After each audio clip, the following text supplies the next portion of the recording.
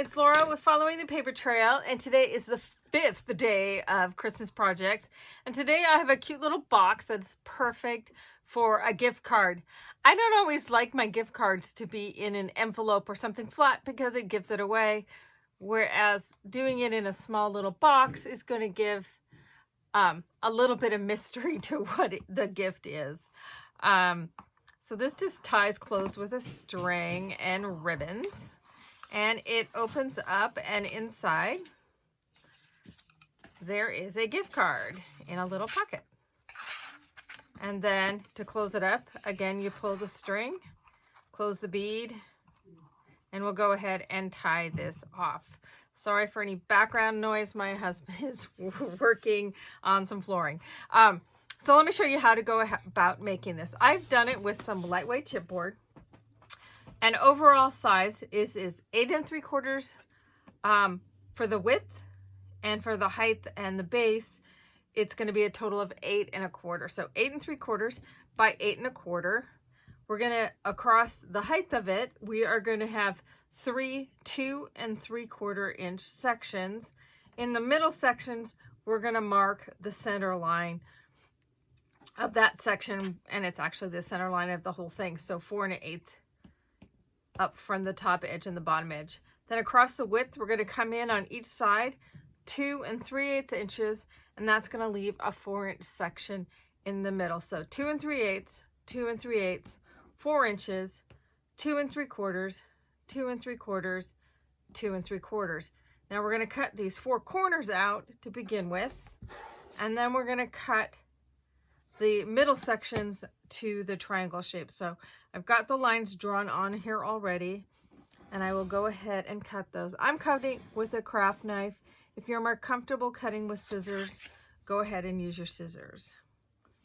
So we just cut these real quick and turn it and cut the other direction. So just cutting these corners out.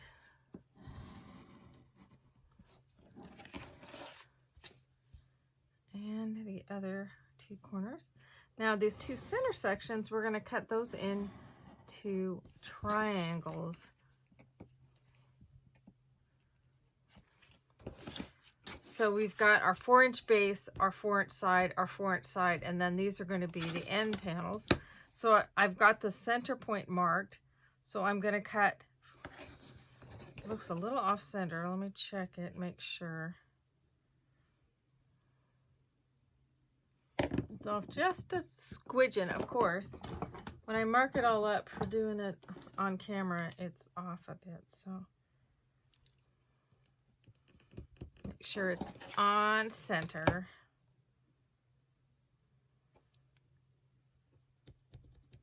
Okay, well, I'm not going to cut from those markings. I'll cut from my the actual center. So I'm going to cut from that center point down to the bottom corner. And again on this side. It's always a good idea to measure twice.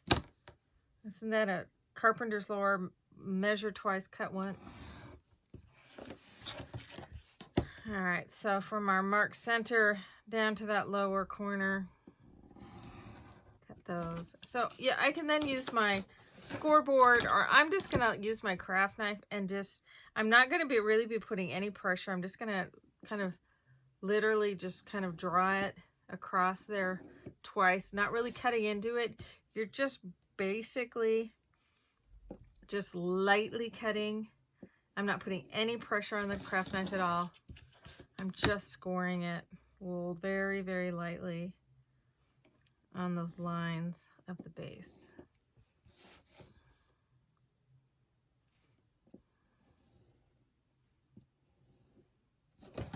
So that way it folds really easily at those points. If you prefer to use your scoreboard, go ahead and do that. With lightweight chipboard, you can do that. Give it a good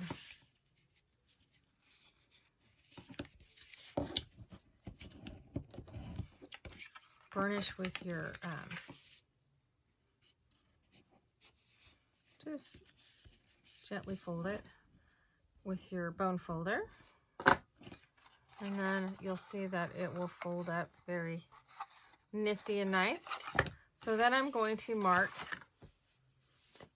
approximately 1/2 inch down from the top edge. So I can lay my ruler, and I'm going to come in 1/4 inch on each side to mark my placement for cutting some holes. 1/2 inch down from the edge, the top edge, and 1/4 inch in from the side edge. And then on the center here, 1/2 inch down from the point. And on the real center, not the center that I originally had marked. All right, so then I'm gonna take some hole punch of some sort. I'm using my Crop-A-Dile. And I'm going to punch all of those holes. Someday, the Crop-A-Dile will clear its own.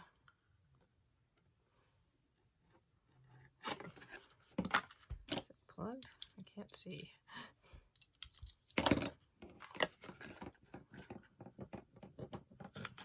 So punch each of those holes.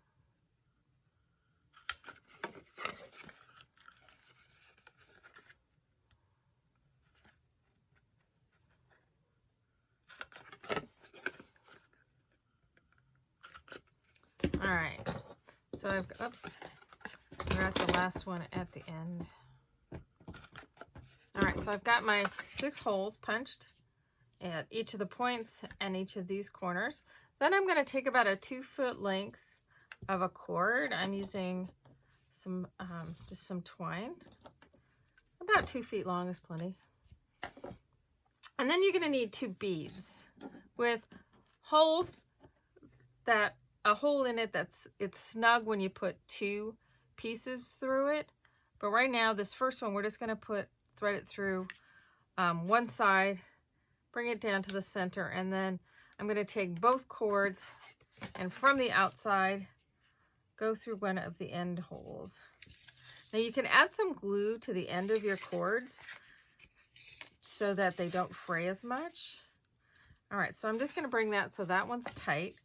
And then from here, I'm going to split these up, and I'm going to go from the inside to the outside at the first hole, and from the outside to the inside at the next hole, and from the inside to the outside at the other point.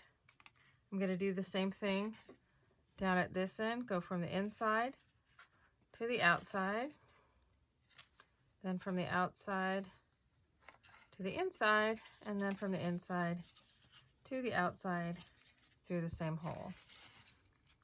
And then I'm going to line these 2 up. And I'm going to squeeze them down, whoops, through the bead. Sometimes giving it a little push, or sometimes even better, is to kind of twist the 2 together a little bit. You can then squeeze it down through the hole.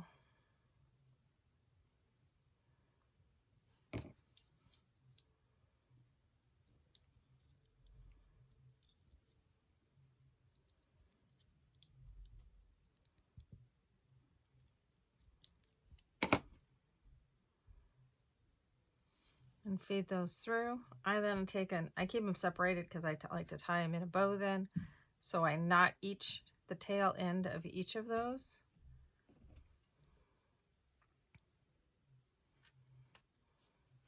And that way when you pull on both cords and then tighten up with the little bead, depending on how tight your bead is, whether it's going to hold it tight or not, I then take and tie a bow, and that's going to hold it closed. So then what you can do, I'll show you on this one, is you can just add some pattern paper. You can add pattern paper to cover the whole thing, even the ends. I kind of like the craft look, so I just ink the edges a little bit. And then I just put a little piece down below the string and another up above on both sides. Then this would also be really cute with a Christmas color of the string. Excuse me. Then I just made a little pocket that I only attached along the bottom edge, so it's easy to lift the card in and out. Otherwise, it's a little bit tougher to get it in and out. But this will keep it from flopping around inside. You could also put, it'd be a cute little box for jewelry or, you know, something small. You could even put some little extra little cheap treats, some candy treats or something inside as well. You can make it bigger, you can make it longer, depending on what you may want to wrap inside. But I think it's just a really cute way to do a gift card. So that's the project for the 5th day of Christmas projects. Stay tuned, number 6 is coming soon. Thanks a bunch for watching.